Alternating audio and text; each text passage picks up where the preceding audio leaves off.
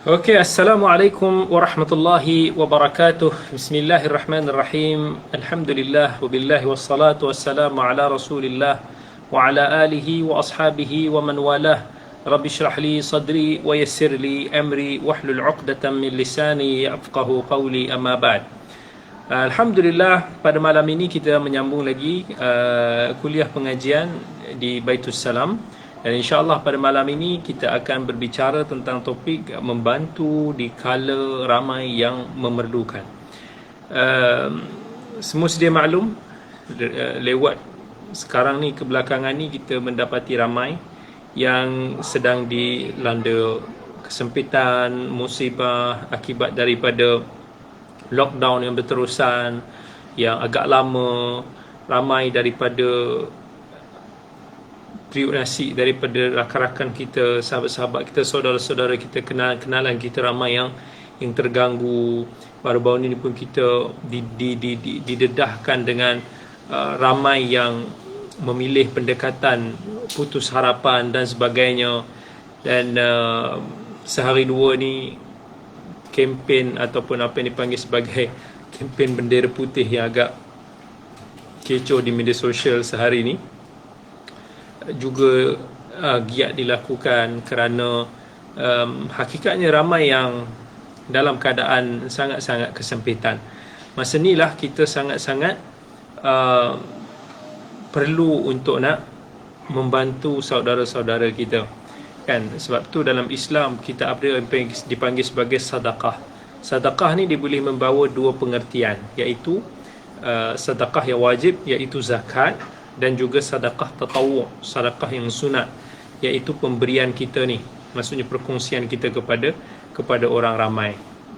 Dan bila kita sebut tentang sedekah, dia adalah salah satu amalan yang sangat-sangat mulia di dalam agama. Kan apa lagi amalan yang terbaik dalam membina jaringan hubungan kita dengan Allah Subhanahu wa taala? Kan siapa yang lebih baik daripada mereka yang berniaga, yang berinteraksi, berurus niaga dengan Allah Subhanahu wa taala? Kan? Apatah lagi kalau kita membantu, kita memberikan kepada mereka yang dikala sangat-sangat memerlukan, dikala ramai yang mungkin sedang berputus harap, dikala ramai yang sedang kelaparan, dikala ramai yang sedang putus perancangan, dikala ramai yang sedang sangat-sangat dalam kesempitan. Adakah kita yang akan menjadi insan yang akan membantu melapangkan urusannya, menjadi insan yang cuba untuk nak mengembalikan sinar harapan di dalam kehidupannya? Sedangkan Nabi SAW dalam hadis riwayat Muslim telah bersabda, "Man naffasa an mu'minin kurbatan min kurabid dunya, naffasallahu anhu kurbatan min kurabi yaumil qiyamah. Wa man yassara ala mu'sir, yassarallahu alaihi fid dunya wal akhirah. وَمَنْ سَتَرَ مُسْلِمًا سَتَرَهُ اللَّهُ فِي الدُّنْيا وَالْآخِرَةِ وَاللَّهُ فِي عَوْنِ الْعَبْدِ مَا كَانَ الْعَبْدُ فِي عَوْنِ أَخِيهِ." Sesiapa yang meringankan kesusahan seorang mukmin dalam urusan dunia, maka Allah Subhanahu wa taala akan meringankan kesusahan yang ditempuhinya pada hari akhirat. Dan sesiapa yang memudahkan urusan seseorang yang sedang dilanda kesempitan, maka Allah juga akan mempermudahkan urusannya di dunia dan di akhirat. Sesiapa yang menutup aib seorang Muslim, maka Allah akan menutup aibnya pada hari kiamat. Pertolongan Allah itu, kata Nabi SAW, akan sentiasa bersama dengan hambanya yang sentiasa membantu saudaranya. Allah Subhanahu wa ta'ala sentiasa mengganjari seorang mukmin itu sesuai dengan jenis amalannya. Dan dalam Islam ataupun dalam ilmu Islam ada disebut kaedah al-jaza'u min jinsil amal, iaitu ganjaran itu bersesuaian dengan amalan yang dilakukan. Kalau kita selalu membantu saudara kita, maka Allah pasti akan membantu kita. Kalau kita selalu berusaha untuk nak menunaikan hajatnya, Allah Subhanahu wa taala pasti akan memenuhi hajat kita. Sekiranya kita selalu menggembirakannya, maka Allah juga akan menggembirakan kita. Dan sekiranya kita menjaga maruahnya di dunia, Allah juga akan menjaga maruah kita di akhirat. Demikianlah sunnatullah terhadap para hambanya, dan dia tidak pernah menyalahi janjinya. Dalam surah Ar-Rahman ayat ke-60 Allah Subhanahu wa taala berfirman, hal jazaa'ul ihsani illa al-ihsan. Bukankah tidak ada balasan bagi amalan yang baik itu melainkan balasan yang baik juga? Bahkan Allah Subhanahu wa taala yang maha luas lagi maha pemurah akan membalas amal saleh kita berganda lagi, lebih berganda-ganda besar daripada kadar amalan yang kita lakukan, sesuai dengan keagungan Allah Subhanahu wa taala dan juga sifatnya yang mulia. Allah sebut dalam surat Yunus, lilladzina ahsanul husna wa ziyadah wa la yarhaqu wujuhahum qatarun wa la dhillah ulaika ashabul jannati hum fiha khalidun. Untuk orang yang berusaha menjadikan amalannya baik, maka akan dikurniakan segala kebaikan serta bonus tambahan, dan air muka mereka pula akan berseri-seri, tidak diliputi oleh sebarang kesedihan dan kehinaan. Mereka itulah ahli syurga, dan mereka kekal di dalamnya selama-lamanya. Justru kita kena sentiasa berbuat baik sesama manusia. Kita tidak mendiskriminasikan sesiapa. Kita tak kira sesiapa pun, sebab amalan itu merupakan kunci rezeki yang jarang kita sedari selama ini. Ingat, ketika Allah Subhanahu wa taala mengurniakan kemenangan ke atas Bani Israel dan mengizinkan mereka untuk masuk ke Baitul Maqdis, menikmati pelbagai kurniaannya, Allah Subhanahu wa taala menjanjikan tambahan nikmat dan ganjaran sekiranya mereka berterusan merendah diri melakukan kebaikan. Dalam surah Al-Baqarah Allah kata, وَإِذْ قُلْنَا ادْخُلُوا هَذِهِ الْقَرْيَةَ فَكُلُوا مِنْهَا حَيْثُ شِئْتُمْ رَغَدًا وَادْخُلُوا الْبَابَ سُجَّدًا وَقُولُوا حِطَّةٌ نَغْفِرْ لَكُمْ خَطَايَاكُمْ وَسَنَزِيدُ الْمُحْسِنِينَ. Dan ingatkanlah ketika kami berfirman, masuklah kamu wahai Bani Israel ke bandar ini, kemudian makanlah daripada apa yang ada di dalamnya dengan sepuas-puasnya, apa sahaja yang kamu sukai, dan masuklah kamu melalui pintunya dengan merendah diri, minta ampunlah dengan berkata, ya Allah, ampunilah dosa kami, supaya kami ampunkan kesalahan kamu, dan kami akan tambah lagi buat orang-orang yang baik. Allah Subhanahu wa taala menyifatkan kekasih dia Nabi Ibrahim alaihissalam sebagai seorang yang banyak melakukan kebaikan. Apatah lagi bapa kepada para nabi dan rasul ini dikenali sebagai seorang yang suka membantu orang yang susah, memuliakan tetamu dia, sampai banyak kisah-kisahnya diceritakan di dalam Al-Quran. Nama Nabi Ibrahim sendiri disebut sekitar 69 kali di dalam 25 surah. Bahkan Nabi Ibrahim pernah diuji begitu lama untuk menantikan kehadiran anak, tapi berkat kebaikan dia dan kesabaran dia, Allah telah mengurniakan baginda ramai zuriat dan cucu-cucu yang mulia daripada kalangan para nabi dan juga rasul. Nabi Ishaq, Nabi Ismail, cucu dia Nabi Yaqub, cicit dia Nabi Yusuf, zuriat-zuriat Nabi Musa, Nabi Harun, Nabi Ilyas, Nabi Ilyasa, Nabi Yunus, Nabi Ayyub, Nabi Dzulkifl, Nabi Dawud, Nabi Sulaiman, Nabi Zakaria, Nabi Yahya, Nabi Isa. Ramai lagi, termasuk dah Nabi kita Muhammad sallallahu alaihi wasallam. Apa lagi yang kita inginkan kehidupan selain daripada kehidupan di akhirat?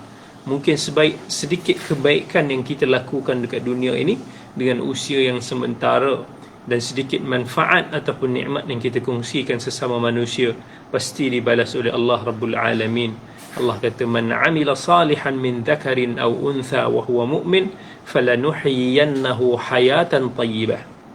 Siapa yang beramal salih daripada kalangan lelaki ataupun perempuan sedang dia beriman, maka kami akan memberikannya kehidupan yang baik, dan sesungguhnya kami akan membalas mereka.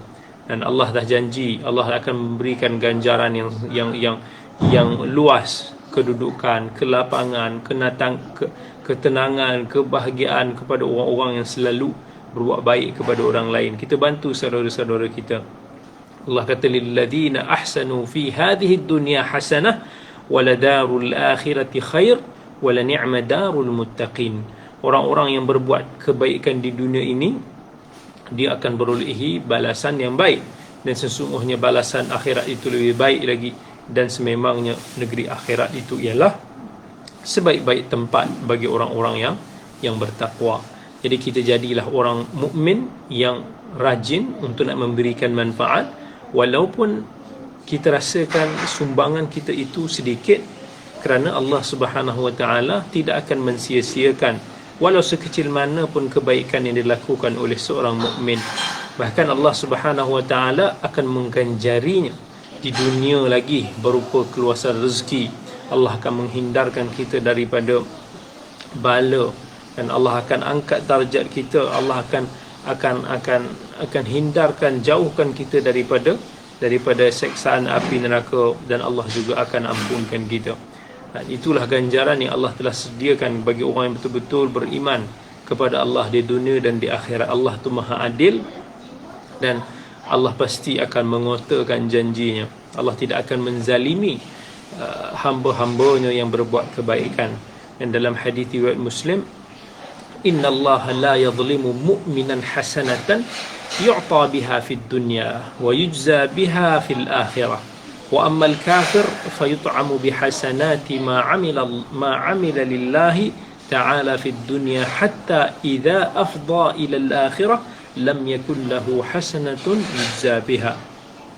Allah kata, Allah tidak akan menzalimi seorang mukmin walaupun dengan satu kebaikan, dan dia pasti akan memberikannya di dunia dan mengganjari kebaikan itu di akhirat. Manakala orang kafir yang selalu berbuat kebaikan akan diberikan rezeki dengan pelbagai kebaikan yang disukai oleh Allah yang dilakukan di dunia, sampailah dekat akhirat nanti tak adalah lagi ganjaran ataupun balasan bagi mereka. Kita nak mencari rahmat Allah yang maha luas, dan kita nak cari keredaan Allah melalui kebaikan yang kita lakukan kepada Allah maupun sesama insan ini. Dan kasih sayang Allah yang meliputi seluruh alam ini sebenarnya sedikit secebis sahaja yang kita boleh rasakan daripada kasih sayang Allah yang maha luas di akhirat nanti. Dalam Al-Quran, dalam hadis Nabi SAW, Nabi kata, inna lillahi ta'ala mi'ata rahmah anzala minha rahmatan wahidatan bainal jinni wal ins wal bahaimi wal hawam fabiha yata'atafun wa biha yatarahamun wa biha ta'tiful wahshu ala waladiha wa akhara Allah ta'ala 99 rahmatan yarhamu biha ibadahu yawmal qiyamah. Dalam hadis riwayat Muslim, Nabi kata, kalau diumpamakan Allah itu ada 100 rahmat, satu sahaja yang diberikan kepada hamba-Nya dekat dunia ini, dibahagi-bahagikan kepada manusia, jin, binatang. Dengan satu itulah yang kita boleh lihat kasih sayang di antara satu sama lain, kan? Sama ada manusia, binatang, kan? Dengannya juga menjadikan binatang liar ataupun binatang yang ganas ini ada kasih sayang kepada anak-anak. Dan Allah tangguhkan lagi 99 lagi daripada rahmatnya itu untuk dikurniakan kepada hamba-Nya pada hari kiamat kelak. Dan lagi banyak kebaikan yang kita lakukan, maka semakin hampir kita dengan rahmat Allah. Dan ketika kasih sayang Allah sentiasa meliputi kita, tak ada lagi apa yang perlu kita khawatir. Inna rahmatallahi qaribum minal muhsinin, kan? Sesungguhnya rahmat Allah itu hampir dengan orang-orang yang beriman. Jadi kita selalu membantu saudara-saudara kita melalui sedekah, sumbangan, apa sahaja. Dan bila kita sebut sedekah ini, urusannya sangat ajaib sekali. Sebab tu Allah Subhanahu Wa Taala menyebutnya berkali-kali di dalam Al-Quran. Dan bahkan Allah menyebut dalam bentuk yang sangat baik. Allah selalu memperingatkan lagi. Bahkan Allah sentiasa akan memperindahkan sebutan-sebutan berkaitan dengan sedekah ini. Dan kadang-kadang orang yang kaya ini dia ajaib, kan? Dia kumpul, dia tak ingat untuk nak banyakkan bersedekah dengan kadar harta yang dimilikinya. Sudah tentu kadar yang sedekah yang dimiliki oleh orang kaya itu tidaklah sama dengan orang-orang yang memiliki bahagian yang lebih sedikit.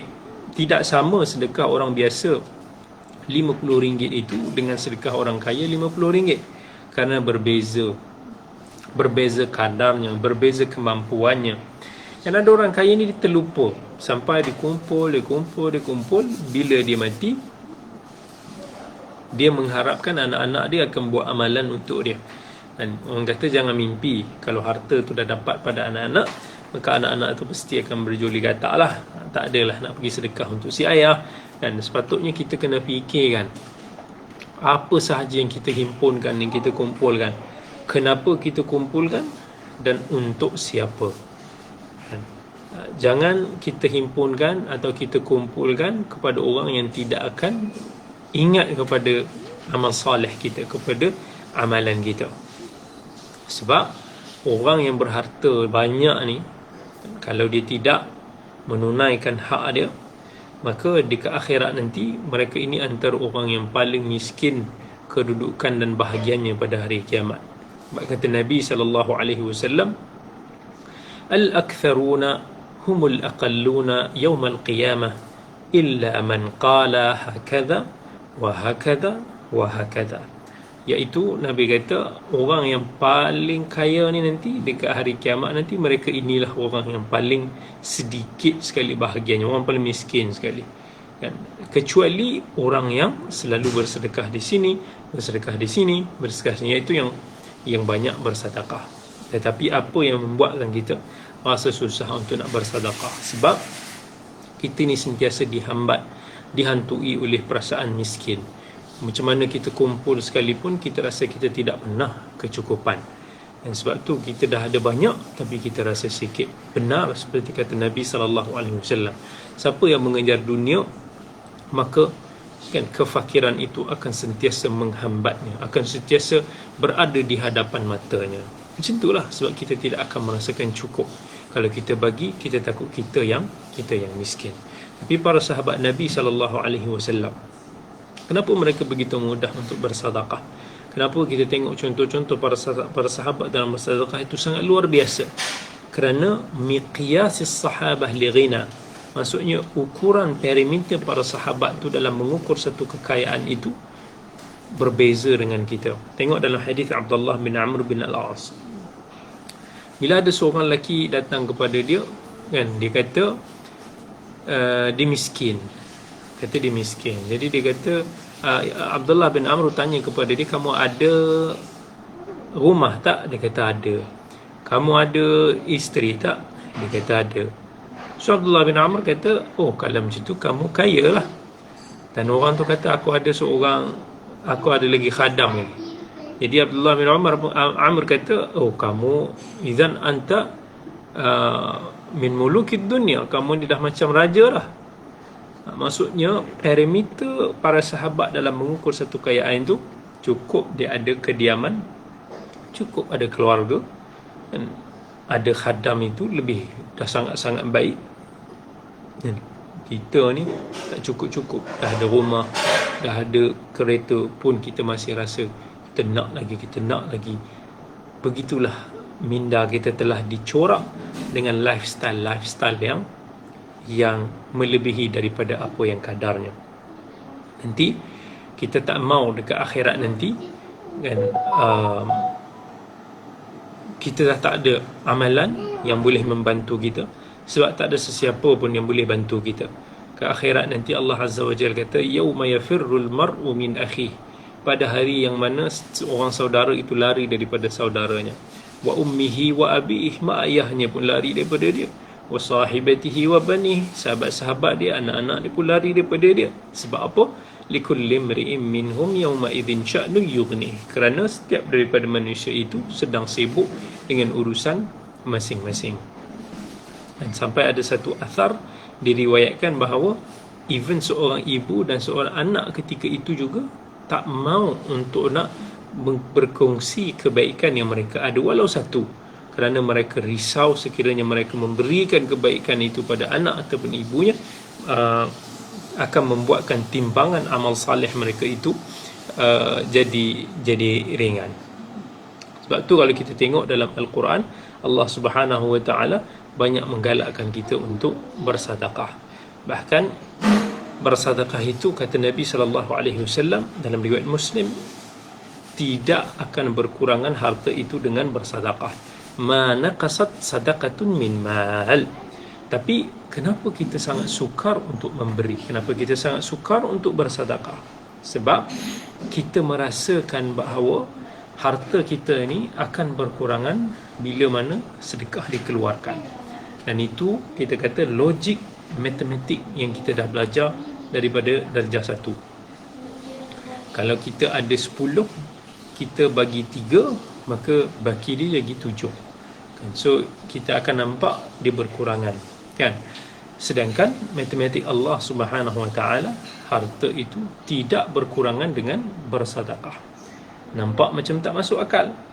Macam mana mungkin untuk kita keluarkan sesuatu tapi dia tidak berkurangan, malah bertambah-tambah? Tapi itulah janji Allah, pelik tapi benar. Dan dalam surah Saba Allah kata, وَمَا أَنْفَقْتُم مِّن شَيْءٍ فَهُوَ يُخْلِفُهُ وَهُوَ خَيْرُ الرَّازِقِينَ. Dan apa sahaja yang kamu dermakan, maka Allah akan menggantikannya, dan dia jugalah sebaik-baik pemberi rezeki. Kan? Sangat ajaib kan? Tapi siapa yang betul-betul beriman dengan janji Allah ini, siapa yang betul-betul percaya dengan apa yang telah Allah janjikan ini, siapa yang berani untuk nak keluarkan keseluruhan hartanya untuk bersedekah seperti Abu Bakar? Saya tak mampu. Adakah kita mampu untuk nak buat separuh harta macam Umar? Rasanya tak mampu juga. Mungkin kita akan bagikan pelbagai alasan. Kita bukan sahabat Nabi, ataupun iman kita bukan seperti mereka yang sudah dijamin masuk syurganya. Betul? Kan? Cuma yang membezakan sebenarnya antara kita dengan mereka ini adalah kualiti keimanan kita. Para sahabat dulu betul-betul percaya dengan janji Allah. Mereka sangat yakin Allah Subhanahu wa taala pasti akan menggantikan sedekah mereka. Tapi yang lebih ajaib, mereka lebih ingin gantiannya di akhirat, bukan dekat dunia. Kita ni nak habuan dekat dunia, kita nak gantian dekat dunia, kita nak balasan dekat dunia. Sahabat dia nak dekat apa yang ada di akhirat. Allah tak akan pernah sia-siakan mereka di dunia kan? Malah harta mereka ini semakin bertambah, walaupun mereka ini yang rajin bersedekah ini selalu keringkan poket sendiri di jalan dia. Dan ada tak kita dengar para sahabat yang meninggal kerana kebuluran sebab dia rajin bersedekah? Ada tak kita dengar rumah tangga mereka porak-poranda kerana masalah kewangan? Tak ada kan? Sebab mereka percaya dengan janji Allah. Dan kita juga kena percaya setiap daripada sedekah kita akan diganti. Betul? Setiap daripada sedekah kita, apa kata Allah, akan diganti. Dan apa gantian Allah itu sudah pasti lebih baik. Dalam sebuah hadis Bukhari dan Muslim, kata Nabi sallallahu alaihi wasallam, "Ma min yawmin yusbihu al-'ibadu fihi illa malakani yanzilani fayaqulu ahaduhuma Allahumma a'ti munfiqan khalafa wa yaqulu al-akhar Allahumma a'ti mumsikan talafa." Tak ada satu hari pun yang terjadi pada seorang hamba itu, melainkan pada pagi hari dia ada dua malaikat akan turun kepada dia. Lalu salah seorang pun akan berdoa, kata, "Ya Allah, berikanlah ganti kepada orang yang berinfak." Dan malaikat yang lagi satu pun berdoa, "Ya Allah, hancurkanlah harta orang-orang yang kedekut." Itu malaikat doa. Malaikat ni selalu mendoakan orang-orang yang rajin bersedekah. Sedangkan malaikat ini tidak pernah menyanggah perintah Allah dan sentiasa patuh kepada Allah. Bayangkan kalau malaikat mendoakan rezeki bagi orang-orang yang bersedekah. Kan? Kita masih tidak cukup yakin lagi. Dalam sebuah hadis, Nabi SAW ada menceritakan tentang kisah seorang lelaki. Ketika dia sedang berjalan di padang pasir yang luas, tiba-tiba dia terdengar satu suara dari arah segumpal awan. Dia kata, "Siramilah kebun fulan." Dia pun nampak awan tu bergerak dan kemudian turunkan hujan dia dekat satu tanah yang berbatu. Sampailah sebuah saluran air. Daripada saluran-saluran air itu, takung air tersebut, dan dibawa air itu pergi ke suatu tempat. So lelaki itu pun ikut follow arah air itu mengalir. Ternyata Masa tu dekat dia sampai, dia nampak ada seorang lelaki yang sedang berdiri di kebun dia, cedok air yang sampai tu, dan di tengah cedok air tu lah. So dia tanya kepada lelaki itu, wahai hamba Allah, siapa nama kamu? Ke orang tu pun jawab, Fulan. Macam nama yang didengar daripada suara dekat langit tu. Jadi dia pun tanya balik, wahai hamba Allah, kenapa kau tanya tentang nama aku? So lelaki ni jawab, aku terdengar ada suara daripada balik awan yang turunkan air ini, dan dia kata, siramilah kebun si Fulan, disebut nama kamu. So aku nak tahu apa yang kamu buat pada kebun ini. Dan orang tu pun cakap, sebabkan kamu cakap macam tu, so aku bagi tahulah, sebenarnya aku biasanya melihat beberapa hasil kebun ini, dan aku bahagikan dia kepada 3 bahagian. 1/3 aku sedekahkan, dan kemudian sebahagian lain aku bagi kepada untuk aku dan keluarga aku makan, dan 1/3 lagi aku gunakan untuk kegunaan kebun ini. Macam itulah cerita rezeki dan bersedekah daripada hadis Nabi sallallahu alaihi wasallam. Kan? Kita je yang belum rasa keajaiban itu. Kita je yang belum rasa apa yang telah Allah janjikan. Siapa-siapa yang dah merasakan itu, mesti dia akan merasa ketagih untuk nak bersedekah, membantu, dan jiwa dia akan terasa gelisah kalau belum melakukan dia. Dan jangan ditangguh, kerana pahala dan ganjaran bersedekah itu lebih besar ketika kita sangat sukar untuk melepaskan harta kita di jalan Allah. Nabi SAW pernah ditanya, ayyu sadaqati a'zamu ajran, apakah sedekah yang paling besar ganjaran dia? Maka Nabi SAW pun menjawab, anta saddaq wa anta sahihun syahihun takhshal faqra wa ta'mulul ghina wa la tumhil hatta idza balagatil hulqum qulta li fulanin kadha wa li fulanin kadha. Kan Nabi kata, bersedekahlah ketika kamu dalam keadaan sihat, dalam keadaan kedekut, kerana kamu takut menjadi fakir dan kamu mengimpikan kekayaan. Janganlah kamu menangguh-nangguhkannya sampailah nyawamu berada di halkumu sampai nak mati, lalu kamu pun kata, ini untuk si fulan, ini untuk si fulan. Baru tu, masa itulah baru nak memberi, mengagih-agihkan harta kamu. Hadis riwayat Al-Bukhari. Betul? Sangat susah sebenarnya untuk nak kita berkongsi harta kita yang kita miliki masa kita muda. Sebab masa kita muda ni kita nak enjoy. Masa tu masa kita muda ni lah kita nak cuba nak stabilkan ekonomi kita. Kita memasang impian kita yang pelbagai. Dan kalau kita keluarkan sebahagian wang simpanan kita untuk nak bantu saudara kita yang memerlukan, dan barangkali kita akan terlewat untuk nak beli apa-apa yang kita impikan, ataupun mungkin kita risau tidak cukup perbelanjaan sekian dan sekian. Itulah lumrah manusia. Tapi kalau kita berjaya mengatasi kekikiran itu, kita insya-Allah akan meraih pahala dan ganjaran yang sangat besar di sisi Allah Subhanahu wa taala. Ramai yang berlengah-lengah di dalam bersedekah, sehinggalah apabila mereka sudah puas menikmati kehidupan, ataupun apabila wang simpanan mereka sudah kurang bererti buat diri mereka kerana sudah faktor usia ataupun kesihatan, kan masa itulah baru kita akan mula terfikir kepada akhirat. Tapi sudah pasti sedekah di kala itu berbeza. Masa berbeza, masa kita sedang memerlukan semua kewangan itu, berbeza sebab berbeza keikhlasan. Kan? Tak sama dengan masa kita dah tua, kita dah uzur, kita dah sakit. Masa tu kita dah tak berapa lagi tertarik kepada harta simpanan yang kita miliki. Kan? So berbeza ujian nafsu itu. Mungkin agak ramai juga yang mampu untuk bersedekah, tapi berapa ramai yang sanggup memberikan apa yang betul-betul dia sukai, yang melekat di dalam hati dia. Kan kita mungkin senanglah nak bagi baju-baju lama kita, barang-barang murah kita yang tak begitu kita pakai, ataupun beri pemberian sikit yang tak menggoyangkan hati kita, tapi sanggup tak kita bagi yang betul-betul kita suka dan apa yang betul-betul kita sayang. Sedangkan Allah Subhanahu Wa Taala dalam surat Ali Imran mengatakan lan tanalul birra hatta tunfiqu mimma tuhibbun wa ma tunfiqu min syai'in fa innallaha bihi alim. Kamu tidak sesekali akan mencapai darajat albir, satu kebaikan yang sempurna, sehinggalah kamu sanggup dermakan sebahagian daripada apa-apa yang kamu sayangi.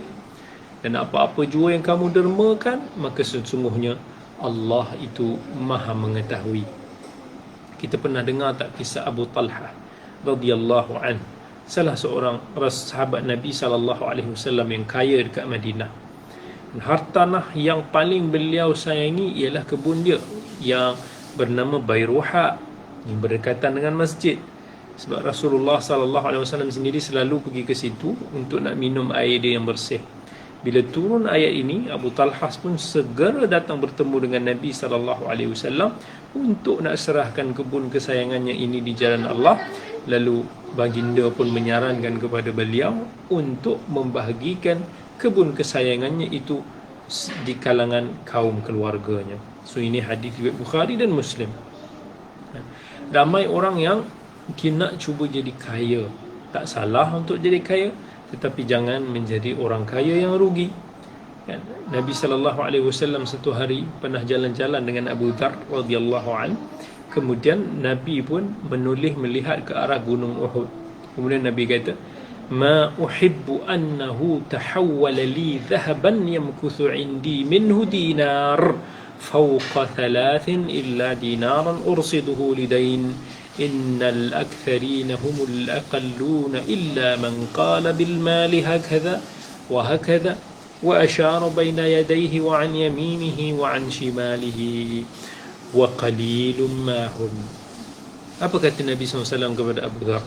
Wahai Abu Dhar, seandainya gunung itu berubah menjadi emas dan diberikan kepada aku tak ingin memiliki satu dinar pun daripadanya yang tersisa bersama dengan aku, kecuali lebih daripada 3 malam, kecuali aku akan ambil satu dinar yang aku gunakan untuk nak bayar hutang.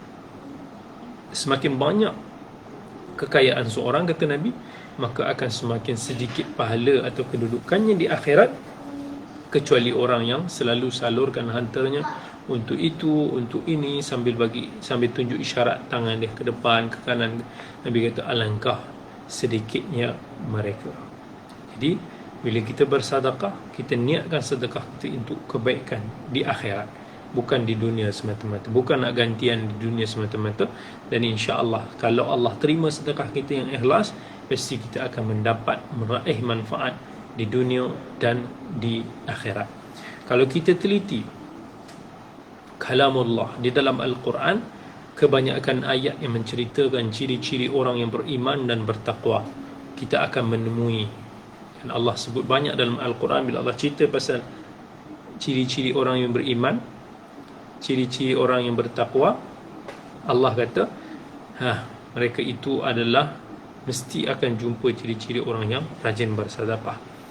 Dan malah dekat akhirat nanti ramai yang akan menyesal kerana mengabaikan sedekah ketika mereka masih lagi hidup dekat dunia.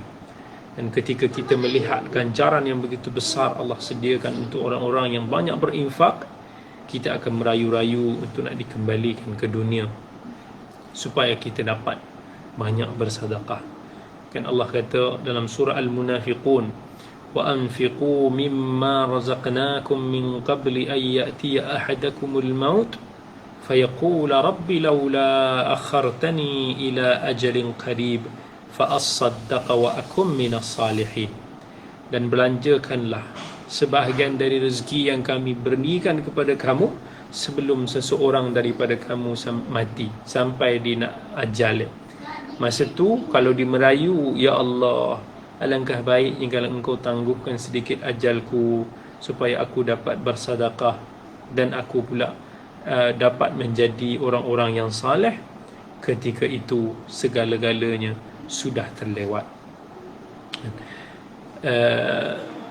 Dalam ada satu hadis yang diriwayatkan oleh Al-Imam Ahmad tentang kisah seorang sahabat Nabi SAW yang bernama Abu Dahdah.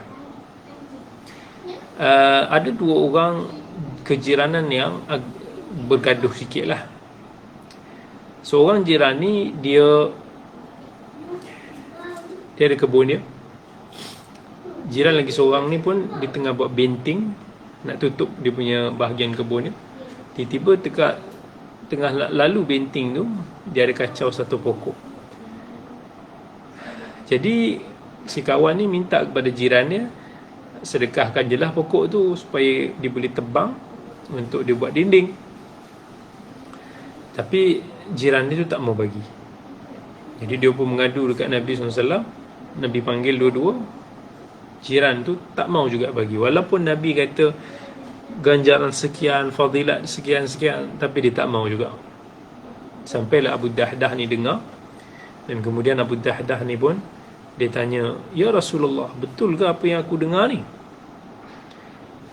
Siapa yang kalau boleh bagi satu pokok tu, kita akan dapat banyak pucuk-pucuknya di dekat syurga?" Nabi kata, "Ya." Dia pun segera balik. Dia berjumpa dengan orang yang tak mau pahala tu.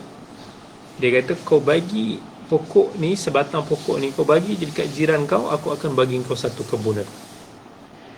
Bila dia dengar offer dunia tu, dia nak. Akhirat dia tak mau. Jadi Abu Dahdah pun terus bagi dia satu kebun. Kalau tak salah dalam satu riwayat kata dia ada lebih 600 pohon dalam tu, disanggup gantikan untuk dapat pahala sebatang pokok tu. Bila Nabi SAW tahu, Nabi kata, "Kam min 'idqin radahin li Abi Dahdah fil jannah." Aku seolah-olah sedang melihat ada banyak pucuk-pucuk pohon-pohon di syurga yang sedang ditanam. Kan? Sampai bila dibalik-balik, isteri dia masa tu duduk dalam rumah dekat kebun tu, dia suruh keluar. Dan isteri dia tu Masya Allah kata, "Rabihal bai'i ya Abu Dahdah." Ni alangkah menguntungkannya perniagaan ini. Dia bukan marah kepada Abu Dahdah, tapi dia lagi menyokong kerana subhanallah kehebatan suami dia itu dalam bersedekah. Bahkan Nabi SAW antara fadilat lain menyebut sadaqatun fis sirri tudfi'u ghadabadar rabb. Sedekah secara tersembunyi itu mampu untuk nak memadamkan kemurkaan Allah. Dan sebagaimana taubat yang boleh memadamkan dosa-dosa yang berlalu. Allah kata, "Wasari'u ila maghfiratin min rabbikum wa jannatin 'arduha as-samawati wal ard u'iddat lil muttaqin alladhina yunfiquna fis sarra'i wad dharra'i wal kadhimina al ghaidha wal 'afina 'anil nas."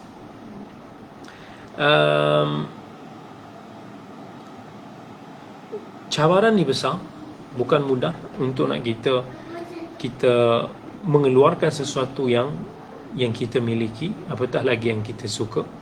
Sebab Nabi SAW memang dah sebut fitrah manusia ni, yakbaru ibnu Adam wa yakbaru ma'ahu thnan. Semakin tua usia kita ni, akan semakin besar lagi dua perkara ini, sukakan dunia dan juga panjang umur ataupun panjang cita-cita. Tapi siapa yang berjaya untuk nak mengatasi sifat kekikiran dia ni, dialah orang yang berjaya. Allah kata, "Wa man yuqa shuhha nafsihi fa ulaika humul muflihun." Siapa yang mampu memelihara dirinya daripada syuh ini, dia adalah orang-orang yang berjaya. Manusia, wa tuhibbuna al-mala hubban jamma. Manusia ini sangat-sangat sukakan kepada harta yang banyak. Dan tapi Nabi cela, ta'isa abdud dinar wa ta'isa abdud darahim. Binasalah penyembah-penyembah emas, penyembah-penyembah perak, maksudnya penyembah-penyembah wang yang hanya hidupnya, kerjanya apa yang dilakukan semata-mata kerana keuangan semata-mata. Dia tidak memikirkan pasal orang lain, ataupun senang istilahnya, dasar kapitalis lah. Dan sedekah ini athar dia ataupun kesan dia sangat-sangat ajaib. InsyaAllah selain daripada Allah akan mustajabkan doa, Allah juga boleh murahkan rezeki seseorang. Dia juga, Allah juga boleh merawat, meringankan ataupun menghilangkan kesakitan yang tidak mampu dihilangkan oleh para doktor sebelum ini. Itu ada banyak kisah-kisah yang diceritakan oleh para salafus salih kita dulu, kisah-kisah daripada Abdullah bin Mubarak dan lain-lain, kan. Man tasaddaqa bi'adli tamratin min kasbi tibin, kan.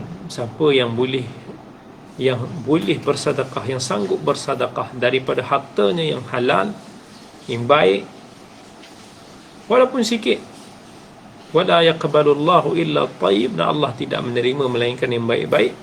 Apa Nabi kata, wa innallaha yataqabbalaha biyaminihi, dan Allah menerimanya, kemudian Allah akan seolah-olah membelanya seperti mana orang yang menjaga anak kudanya. Masa istilah kita jaga kereta baru gitu kan, sangat-sangat masa Allah jaga ganjarannya, hasilnya dekat akhirat di syurga nanti, macam mana kita sayangkan kereta-kereta kita ni semua, kan. Dan kemudian nanti kita akan menemui hasil itu sudah berkembang biak sangat-sangat banyak ketika itu.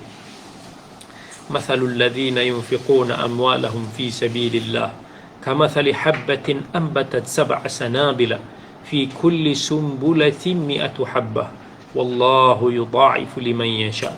Dan betapa Allah mengganjarkan kita, menggandakan setiap apa yang kita berikan.